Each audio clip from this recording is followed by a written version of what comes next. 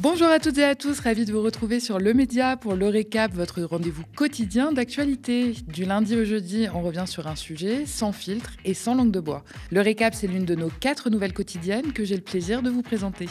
N'oubliez pas de vous abonner à nos 2 chaînes YouTube, Le Média TV et Le Média 24/7 pour être sûr de ne rien rater. Le Récap, épisode 18, c'est parti.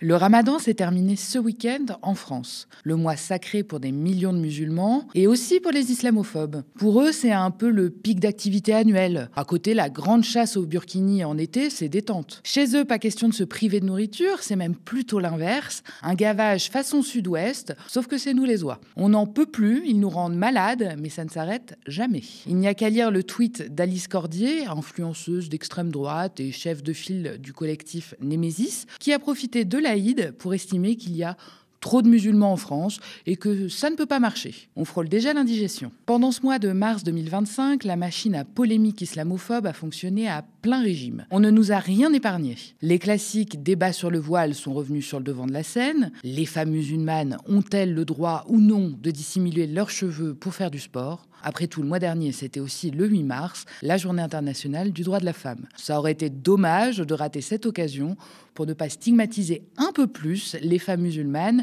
qui portent le voile. En 2023, le collectif contre l'islamophobie en Europe estime pourtant que 80% des agressions islamophobes sont commises à l'encontre des femmes. Elles sont les premières victimes de l'islamophobie et des clichés sexistes. Il faudrait décider à leur place et les libérer de leur voile, même contre leur gré. Ça serait ça le féminisme. Décider à la place des femmes ce qu'elles doivent porter ou non, si elles sont trop habillées ou pas assez. Cette année, pendant le ramadan, c'est la question du voile dans le sport qui a été particulièrement sur le devant de la scène. Déjà cet été, nous étions le seul pays à interdire à nos athlètes féminines de porter le voile pendant les Jeux Olympiques, au nom du sacro-saint principe dévoyé de laïcité. Une décision incompréhensible à l'international. Des gens plutôt sérieux, du genre des ONG ou des experts de l'ONU, ont bien essayé de faire plier le gouvernement, en vain. Ils ont tous conclu à une pratique discriminatoire envers les femmes musulmanes. Des rapporteurs des Nations Unies estiment d'ailleurs que la neutralité et la laïcité de l'État ne sont pas des motifs légitimes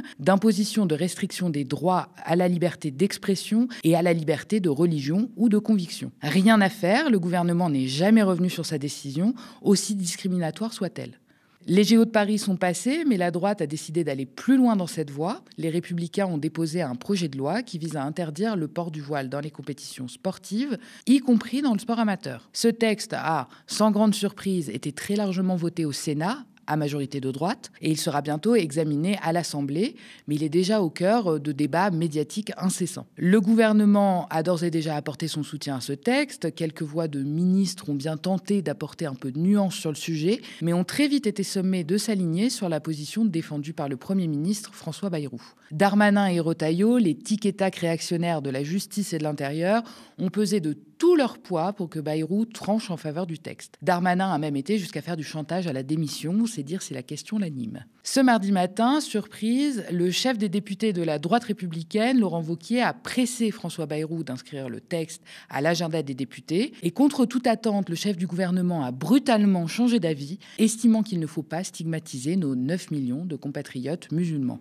Effectivement. Ce texte vise à interdire le port de signes ou de tenues manifestant ostensiblement une appartenance politique ou religieuse lors de compétitions départementales, régionales ou nationales. Et au passage, il impose aussi le respect des principes de neutralité et de laïcité dans les piscines. La saison de la chasse au burkini commence très tôt cette année.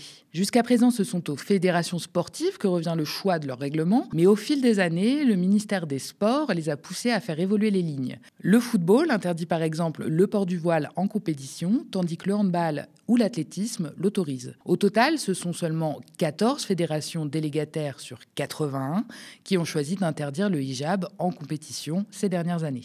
À l'international, de nombreuses fédérations, comme la FIFA, autorisent le port du voile. Selon les partisans du texte, la droite et l'extrême droite donc, le port du voile chez les sportives serait le signe d'entrisme religieux. Une telle menace existentielle pour la République qu'un rapport du ministère de l'Intérieur, daté de 2022, concluait qu'il n'existait pas de phénomène structurel, ni même significatif, de radicalisation ou de communautarisme dans le sport. À ce stade, la politique française se comporte comme Don Quichotte qui se bat contre des moulins à vent. Au lieu de s'attaquer aux vrais problèmes de ce pays, elle se perd dans des combats imaginaires dont le seul but d'alimenter le narratif islamophobe.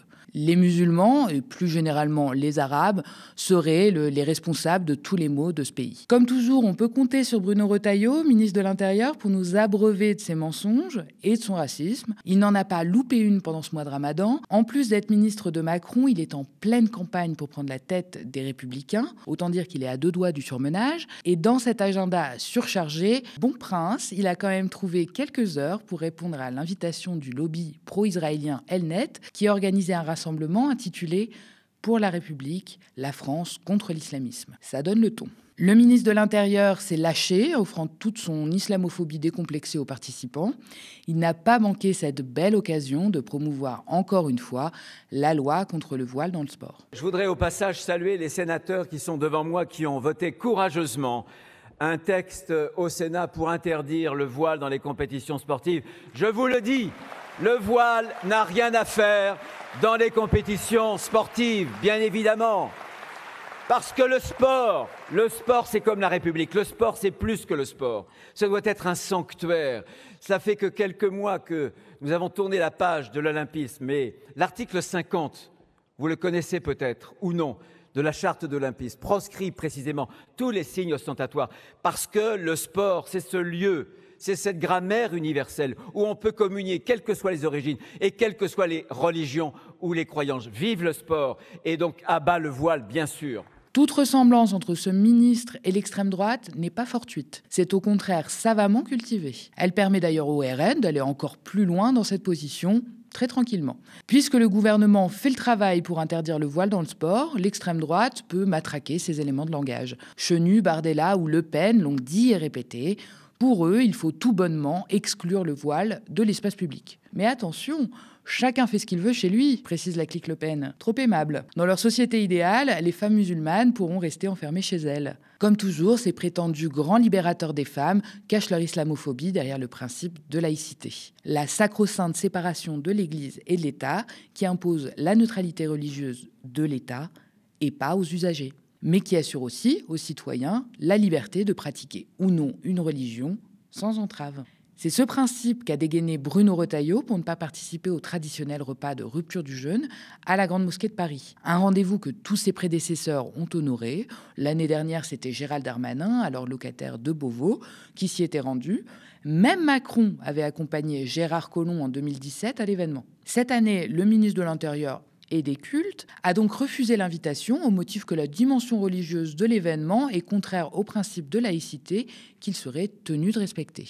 Bruno Le Mito a encore frappé, surtout que le principe de laïcité ne l'a pas empêché de participer à la messe donnée en décembre dernier par le pape à Ajaccio. Bruno Retailleau a donc décidé de partir en croisade contre les musulmans de France et personne, pas même Macron, n'ose le rappeler à ses obligations. Tout est bon pour stigmatiser les Arabes en France. Et les médias ne sont pas en reste. Sur BFM, on a carrément accusé les musulmans d'être responsables d'une pénurie d'œufs. Et personne n'y trouvait rien à redire, alors même que la France est frappée par une épidémie de grippe aviaire. Il y a aussi un élément de contexte, parce que les œufs, on les utilise encore plus en période de fête. Tout à fait. Et là, typiquement, en ce moment, on est en période de Ramadan. Et alors, ça peut représenter une explication parmi d'autres, oui, tout à fait. Fait que dans certains supermarchés, on trouve moins facilement des œufs que d'habitude. Tout à fait. Au moment du Ramadan, les gens consomment énormément d'œufs. Ils cuisinent, ils font leurs gâteaux, ils font tout ce qui va. Donc, oui, il y a une grosse consommation d'œufs actuellement. On a aussi pu lire un peu partout qu'un match de foot opposant Angers à Monaco avait été interrompu pour permettre aux joueurs de rompre le jeûne. Une première en Ligue 1, a même commenté à RMC Sport.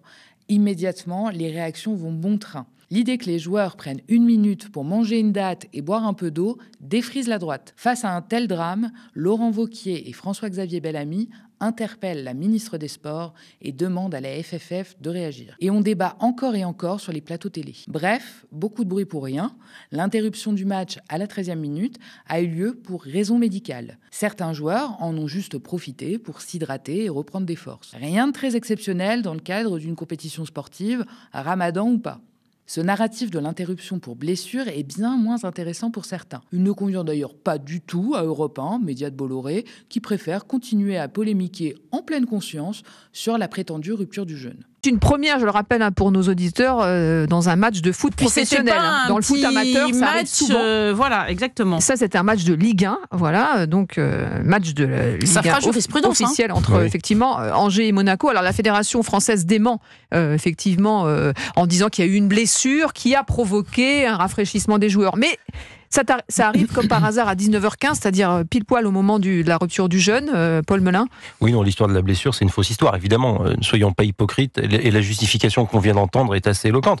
En fait, ce dont il s'agit, c'est des signaux faibles, ou même pas faibles, des signaux visibles, de l'expansion de l'islam en France et en Europe. Comme par hasard, il se blesse à 19h15. Le grand complot arabo-musulman fait encore des ravages. Un match de foot a été interrompu et c'est toute la République qui vacille. Une civilisation qui s'écroule. Dans un rapport, 3 rapporteurs, EELV, PS et LREM, alertent la représentation nationale quant à l'absence de discours politique visant à protéger nos concitoyens de confession musulmane. On écoute Sabrina Sebahi, députée écologiste à ce sujet. Dans notre pays, les musulmans sont responsables de tous les maux, dit-on dans les médias, même de la pénurie d'œufs pendant le ramadan. C'était l'huile l'année dernière, ce sera peut-être le beurre l'année prochaine. Ces polémiques contre nos concitoyens musulmans durent depuis des années. Et pourtant, pour la première fois dans notre histoire, nous allons débattre de l'islamophobie dans notre hémicycle.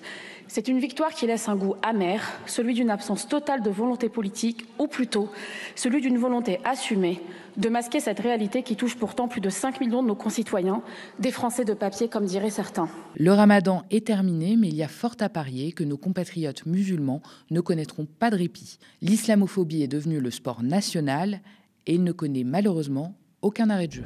On poursuit avec le reste de l'actualité racontée et mise en image par Sarah Duyeux. Et on commence avec le procès du RN et la condamnation de Marine Le Pen hier dans l'affaire des assistants parlementaires FN au Parlement européen. Après la condamnation de Marine Le Pen à 5 ans d'inéligibilité immédiate pour détournement de fonds publics, l'extrême droite rentre en campagne contre la justice. Invitée sur TF1 ce lundi, la chef des députés RN a dénoncé une décision politique de la présidente du tribunal correctionnel.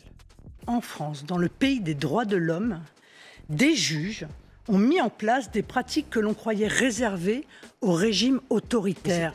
Le début d'une rhétorique hostile à l'institution judiciaire, reprise par ses soutiens sur les plateaux télévisés et sur les réseaux sociaux.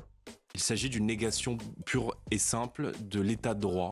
Jordan Bardella a même lancé une pétition en ligne en dénonçant un scandale démocratique.